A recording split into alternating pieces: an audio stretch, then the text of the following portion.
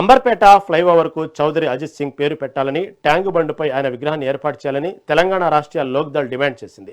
Somajiguda press club లో జరిగిన విలేకరుల సమావేశంలో పార్టీ అధ్యక్షుడు కపిలవాయి దిలీప్ కుమార్ మాట్లాడారు.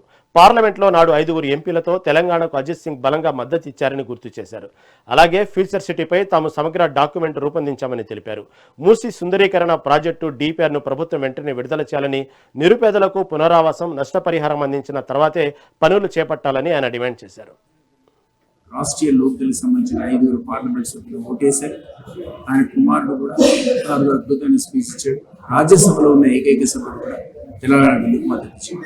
అట్లాంటి అజిత్ సింగ్ విగ్రహాన్ని తక్షణమే ట్యాంక్ బండ్ మీద ఏర్పాటు చేయాలి.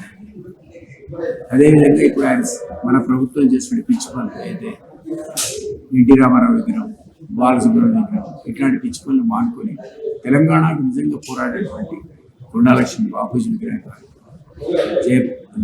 కేశవరావు జాదవ్ గారి విగ్రహం కానీ, ప్రొఫెసర్ జయశంకర్ గారి ఇవి ఏర్పాటు చేయాలి తప్ప వేరే వాళ్ళకి పెట్టకుండా. ఇక్కడ ఫ్లైఓవర్ అయితే అంబర్పేటలో దాని పేరు కూడా మన అజిత్ సింగ్ ఫ్లైఓవర్గా మార్చాలని మేము డిమాండ్ చేస్తున్నాం. నెంబర్ 1. నెంబర్ 2 ఏమో మేము 26 సెప్టెంబర్ నాడు జాబ్ మేళా పెడుతున్నాం ఖమ్మంలో. అది పెద్ద ఎత్తున పెడతాం. 3-4 కంపెనీలు పట్టుకొస్తాం. ఆ రోజు సాయంత్రం కల్లా 5,000 మంది పిల్లలకు ఉద్యోగాలు ఆ సంకల్పం. బట్ మీ ద్వారా అప్పీల్ చేస్తున్నాం, నిరుద్యోగులు హైదరాబాద్లో ఉన్న ఎంటైర్ తెలంగాణలో ఎక్కడన్నా నుంచి పార్టిసిపేట్ కావచ్చు నాకు రిక్వెస్ట్. థర్డ్ ఐటమ్ ఏంటంటే ఓల్డ్ పెన్షన్ స్కీమ్ రిస్టోర్ చేయాలి. సెంట్రల్ పెన్షన్ స్కీమ్ అనేది మనకు పెట్టడానికి వీలు. రౌండ్ టేబుల్ సమావేశాలు టెక్నికల్ ఎక్స్పర్ట్స్ వివిధ ప్రజా సంఘాలకు, రాజకీయ నాయకులతో కండక్ట్ చేస్తున్నాం. అందులో భాగంగా మీకు తెలుసు ఫ్యూచర్ సిటీ మీద రౌండ్ టేబుల్ సక్సెస్ఫుల్ కండక్ట్ చేశాం. అందరి అభిప్రాయాలు తీసుకుని దాన్ని డాక్యుమెంట్ రూపొందించాం.